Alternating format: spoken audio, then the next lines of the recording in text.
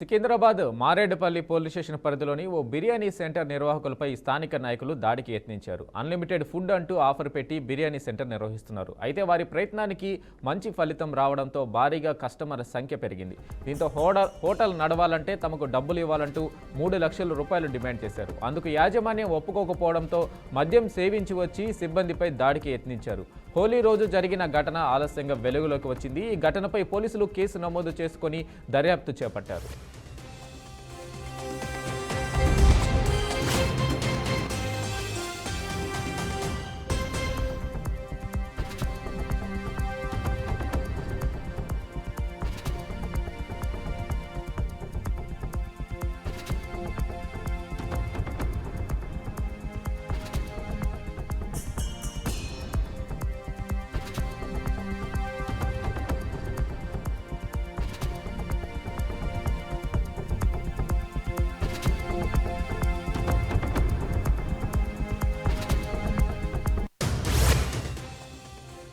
Secunderabad Marredpally police station పరిధిలోని ఓ biryani centre నిర్వాహకులపై స్థానిక నాయకులు దాడికి యత్నించారు. అన్లిమిటెడ్ ఫుడ్ అంటూ ఆఫర్ పెట్టి బిర్యానీ సెంటర్ నిర్వహిస్తున్నారు. అయితే వారి ప్రయత్నానికి మంచి ఫలితం రావడంతో భారీగా కస్టమర్ల సంఖ్య పెరిగింది.